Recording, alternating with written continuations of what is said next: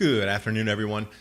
Not enough soy oil imports into China, so they've switched to palm oil, and they've bought up the entire planet's supply. EU grain production down. A glimpse into winter wheat reductions in Canada compare after the blizzard. Epic southeast U.S. snow forecast, Yasanayama Ranch.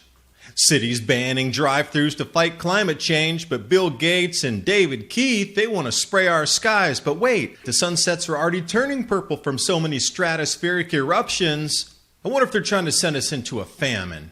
And with talk of trade wars and the Fed lowering rates, talks of stock markets crashing across the global economy, contractions everywhere you look, isn't it time to consider gold or silver?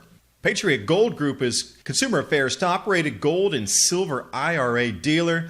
At Patriot, you work directly with an owner and avoid paying absurd broker fees.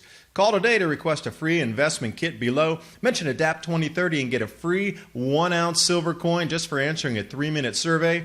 You must be over 40 years of age. Call 1-800-778-4156 for more information or click the link in the description box below. Patriot Gold Group, free gold and silver IRA investment guides.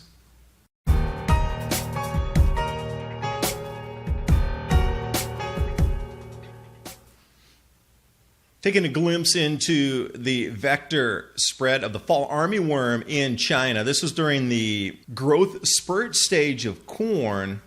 Now you can see in northeast China there, heavy infestation. So you would expect that these areas that have the highest corn production levels in China to be considerably slashed, and it has been. So we start to see that China is now exempting U.S. pork and soybeans from trade war tariffs as well as U.S. farm goods. And case in point here, now China's pretty much run out of soybean oil, or they're constricted on their imports. They're looking for a substitution oil. Here we are, palm oil. And apparently they've bought up pretty much the entire world's supply inbound to China, which is going to take a little bit to bring back some excess surplus in the individual producing countries. So we'll see how this works out. A first substitution crop on a global level that was expected during the grand solar minimum. Now, the final Canadian harvest figures for winter wheat will be out next week. So here's a good gauge of what was expected anyway before these out-of-season blizzards, as in plural, ripped across the grow zones. Minus 31% to 39% respectively, lowest crop in over 15 years. This is a good data point so you can match up and see when the harvest numbers do come out comparatively what was forecast. Then we can really see how much on the ball or how much USDA has dropped the ball comparatively to what was forecast. A glimpse into estimated world production and world stock figures, but why is it down, down, down for everything that we're looking at for the world stocks? Thought it was supposed to be the biggest yields ever. Take a look over at the EU and we can see drops as well. Inbound, outbound, wheat, coarse grains. And also if you're going to be looking for a forecast into the southeast U.S. in terms of snowfall and repeating weather patterns, this is absolutely one of the best I have seen. Yasanayama Ranch, also going back in time, talking about the ENSO with the Category 5 blizzards. You're going to want to watch this forecast. There's so much knowledge inside here. Plus, it gives you a real good indication on snowfall for the southeast U.S. and East Coast in general. Now, cities are trying to ban drive-thrus to fight climate change. This is ridiculous in itself, the personal opinion. But then we come right over here where Bill Gates and David Keith in Harvard wants to do even more to help with climate change. They want to spray the skies to dim the sun and reduce the amount of sunlight striking the planet's surface. Sounds good on paper, right? But then we take a look at what's happening in our skies today.